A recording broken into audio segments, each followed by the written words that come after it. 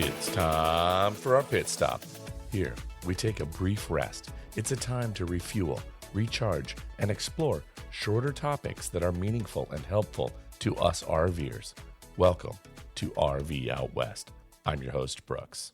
Hey, everybody. This is Brooks here with RV Out West, and I'm coming at you with a very different kind of content pit stop that I normally have done. And so this one's going to be a little bit more just kind of off the cuff and a little bit more unscripted. You see, life happens.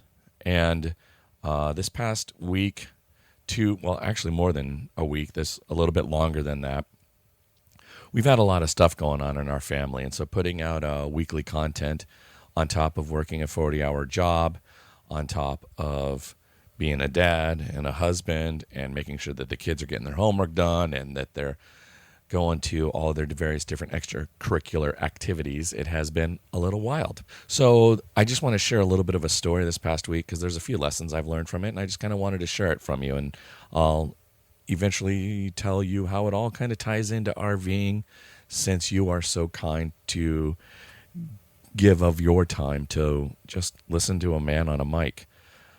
I am actually recording this right now from my field recorder. I am self-isolating and in our trailer out at a campground. It's great. I mean, I'm joking and I say this, but like, I'm living in a trailer down by a lake right now. This is, it's been good, but my angel of a wife has been home trying not to get COVID herself because our two kids tested positive for COVID. And the last time this happened, we also had caught COVID camping, and it meant that I was 5 days in the ICU because I have a comorbidity. And so my wife and I made the decision essentially that I would move out. She would tend to the kids. And so I went and hooked up to the trailer and moved into a campsite. And so I've been living out of the trailer for the last week, commuting to and from work and back to the trailer. It means that I've been having steak for dinner, no vegetables, and no, I'm just kidding.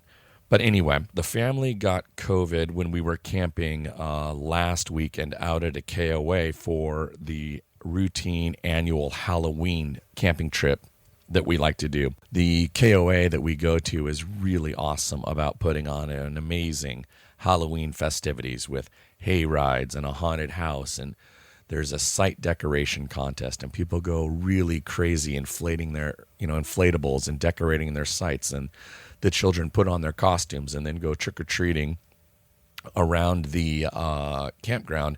And so it's really, if you've never done it, you should definitely look into seeing if there is a campground or a KOA near you and add it to your list for next fall for October.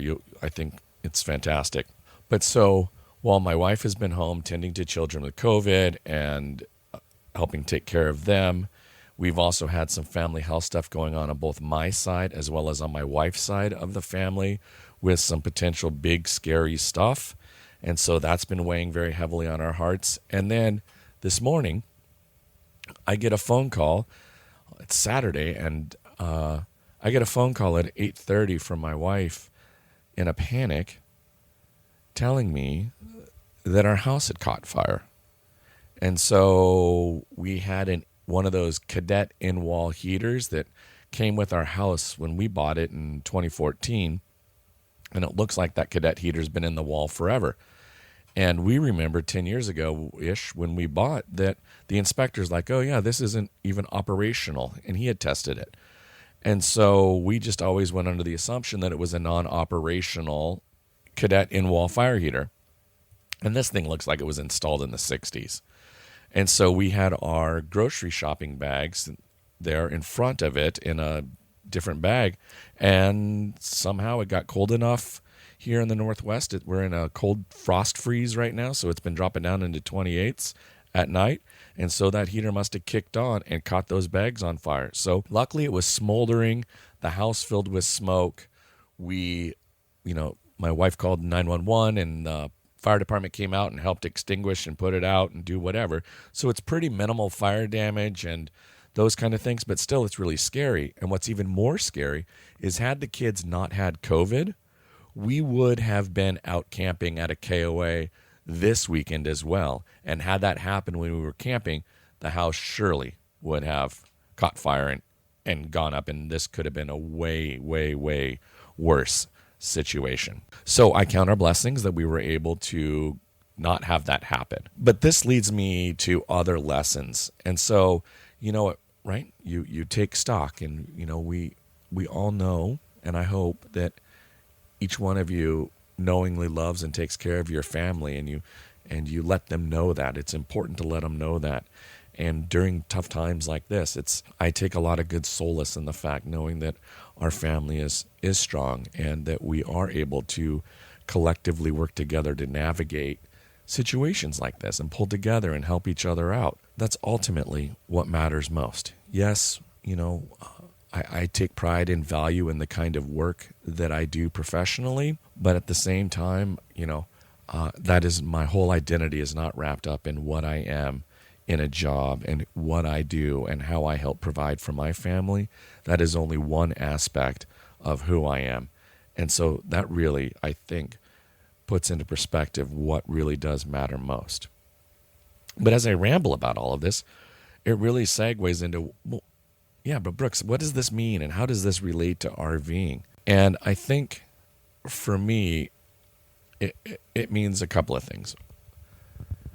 If you've been thinking about getting an RV, if RVing is something you've been interested in, you're wanting to do, don't wait. Make it happen. I'm not suggesting that this isn't a financial whatever. Of course, finances play an important part in this. But if you can make it work and make it happen, and this is something you're dreaming and wanting to do, don't wait. You just don't know what's around the corner. If you already have an RV, I would encourage you to use it more. Use it a lot. And make the time. COVID for our family back in March of 2020, COVID slowed us down. When the lockdown happened and we all remote worked and remote schooled, and it really slowed it down for us. And now that kind of life is back to some sense of pre-COVID normalcy, we're running at light speed again. And that was something I swore I didn't want to ever do again. Between my daughter's extracurricular activities and the demands of the sport that she is in, to the activities and things that our son does, it's just a lot. And, things give. I haven't made time to even work out or to take care of my physical health in that way. Not that I'm not healthy, but, that's something I want to do again, and I need to figure out how to make it happen. But my point is that we need to make time. Time is the greatest thing to keep in your bank. And so find that time to go camping, to use your RV. If you're thinking about buying an RV, maybe sooner rather than later. You just don't know. So live for every moment. If you have that dream, go out and make it happen. It's decisions. So when I say go see what's beyond the horizon, I want to explain to you what that means to me. I have wanderlust. I have wanderlust really badly. I have a nomadic gypsy soul, and having the confines of a 9-to-5 job and a mortgage and all of those things are things that I've worked for to make happen. But there's this yin and yang inside of me, and the nomadic wanderer sometimes struggles with it. So when I say go see what's beyond the horizon, I'm encouraging myself and you to get out there and to go lay witness to new adventures and new things, and to see what is beyond the horizon. And maybe that is just what is on the east side of the Cascade Mountains, or what lies north above the Canadian border, or, farther out, and maybe you want to take that RV out to the San Juan Islands, or, so there's a lot of those things. It doesn't necessarily mean literally go take your RV and go east as far as you can. I mean, if you can make that happen, fantastic. I would encourage you to go do that. But I'm just trying to put it into perspective. And I also mean, don't live your life so static. Stay moving.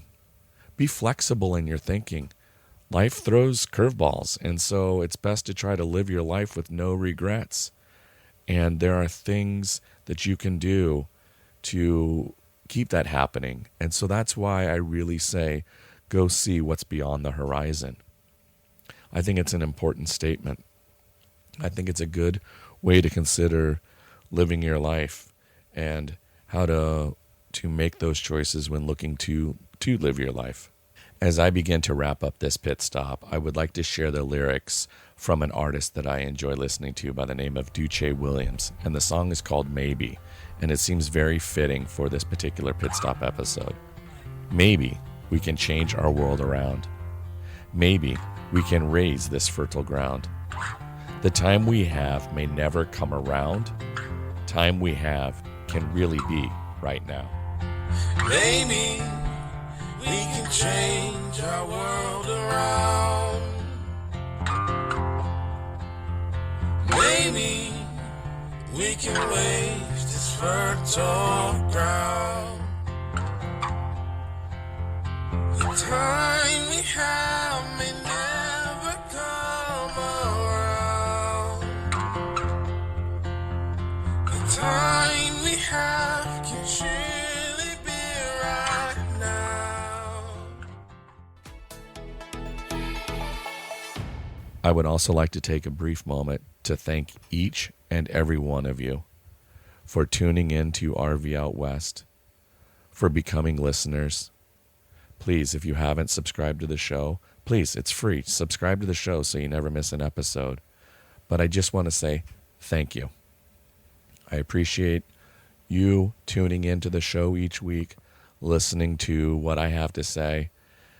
And if you ever have any ideas for a place to go camping, an RV-related story, or an idea for a show, please send me a message through rvoutwest.com. On the Contact Us page, you can send me a message. Again, thank you so much for listening. I deeply appreciate it. Thanks so much for listening to RV Out West. Join us again in 2 weeks with our next episode. Please like and subscribe to our podcast on iTunes or wherever you choose to get your podcasts so you never miss an episode. And I sure would appreciate if you left a rating or a review of the show. Special thanks to Scott Holmes Music for providing the intro song, We Are One. RV Out West can be found on Instagram and Facebook, where you can interact with us and follow along on our RV adventures around the Pacific Northwest. So get out there, explore, and go see what's beyond the horizon.